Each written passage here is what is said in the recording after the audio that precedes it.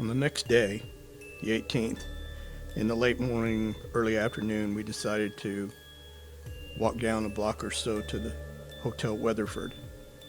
When we were there in 2009, we had walked down there to look over that hotel, which is another historic hotel in the area. And we did a walkthrough, and we could tell just from the walkthrough that there was a lot of spirit energy in that hotel, the Weatherford. So we decided to take a walk down there again and do another walkthrough and just see what we felt, get a feel for the place, because we were thinking about that, making that one of our investigation targets, within the next year or so, maybe even later this summer, early fall. So we went down there and met this young man that was there at the desk, and asked him a little bit about the hotel, its ghost stories and stuff, because we hadn't really done any research on it. And here's a video of the interview he gave us. Okay.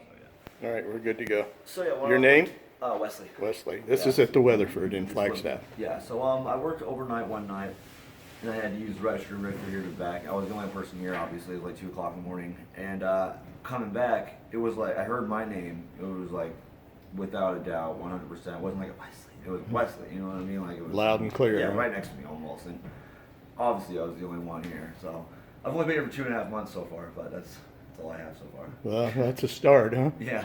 Okay. Yeah, we have a lot of things, like our bartender upstairs said that, so there was 2 rooms upstairs in the hotel that, don't know what happened. I think like a little girl got murdered in them or something like that, and so now they took those rooms out. It's used as the laundry room now, and it also has the ice machine there. But our upstairs bartender, she said that she was in there getting ice one time, and a chunk of ice went flying right past her head. Like it would have killed her if it would have Wow. connected. Yeah, 100%. So. And she's not the kind of person just to say that kind of stuff for Is publicity. that Mr. Right. Weatherford? Yeah, that's John Weatherford, yeah. Okay. Thank you. Yeah, of course. Appreciate it.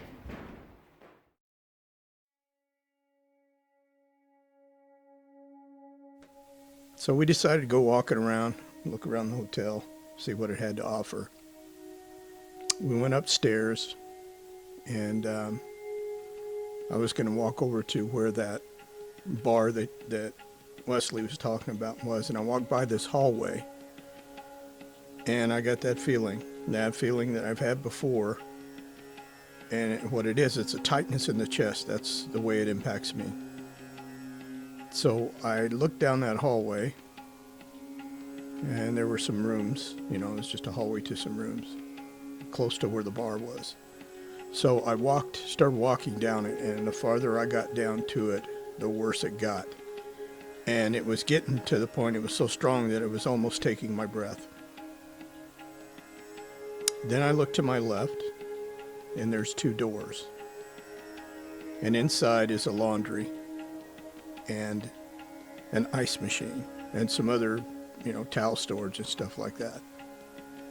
So, of course, automatically I think what Wesley just told us, that there was a story of a little girl that was murdered, and that the 2 rooms, I guess, that were involved in that had been taken out and converted into a laundry and an ice machine room.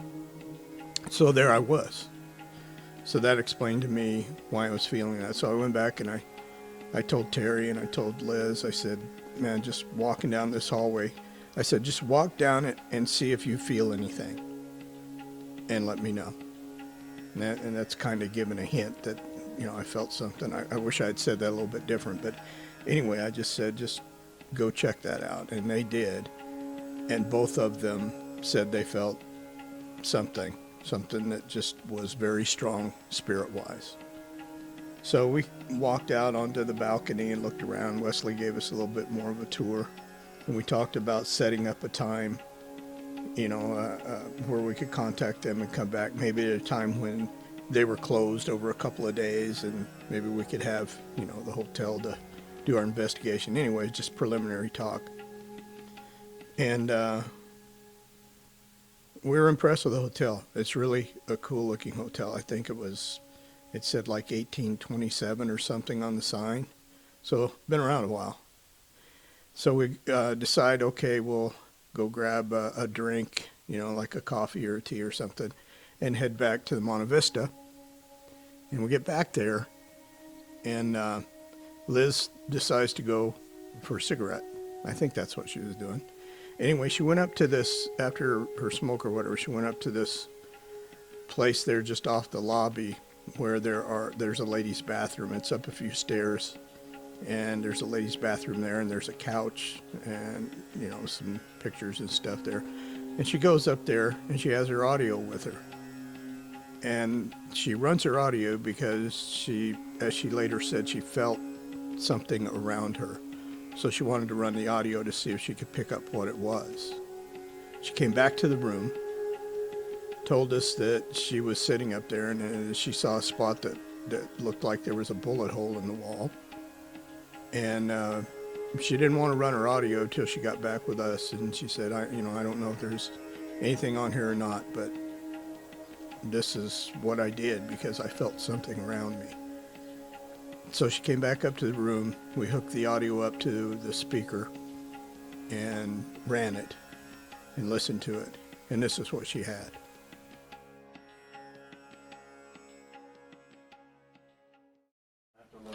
Hey, get the, Terry, get the speaker. Okay. I'll wait for the speaker.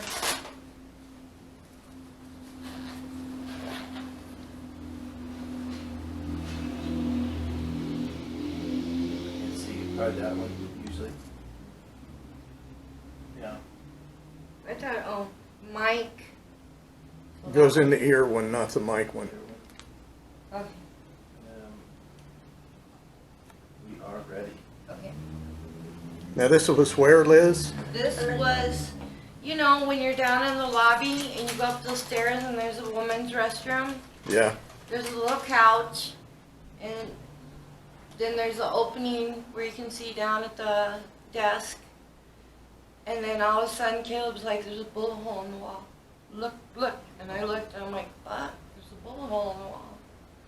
But I haven't asked them anything. They don't seem to want to offer a whole lot. Yeah, they're not as accommodating as people in the Weatherford.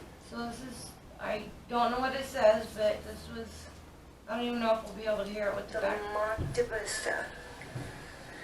And ever since we left the Weatherford, something's been following me. I don't know why. There's a bullet hole where I'm sitting. I can see it in the wall. Wonder what the story is about that.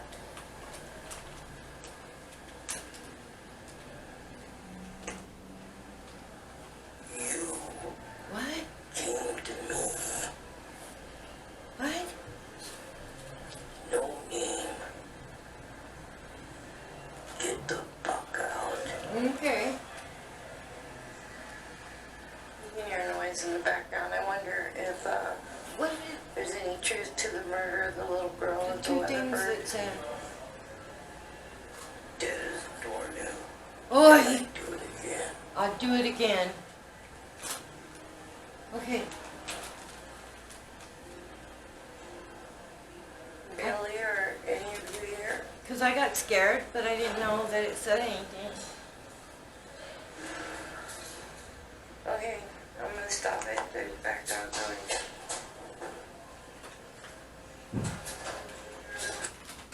What did it say to me? It said, you came to me. And then what was the second part? Fuck out. No, there was three. Yeah, and he said something about dead as a doornail, and That he was said, about the little girl. and then he said, I'd do it again. Okay, so here we go. I'm at the Monte Vista. And ever since we left the Weatherford, something's been following me. I don't know why. There's a bullet hole where I'm sitting. I can see it in the wall. Wonder what the story is about that.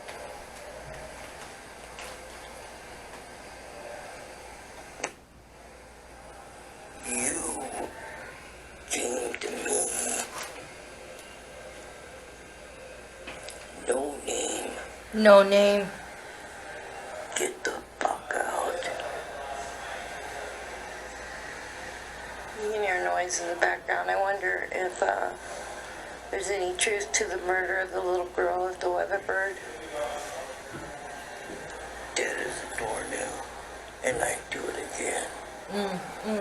He's a bad guy. Bad guy. Billy or any of you here?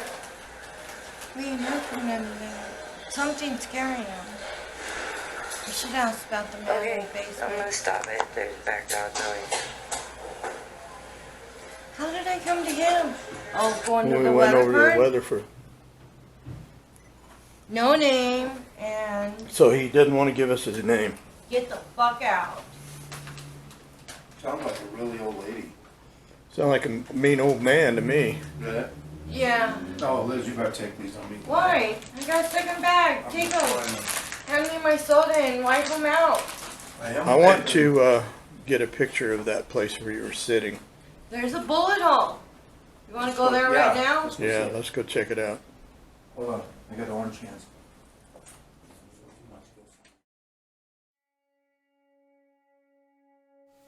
So who is this guy? This nasty SOB. Well, he told us that we came to him.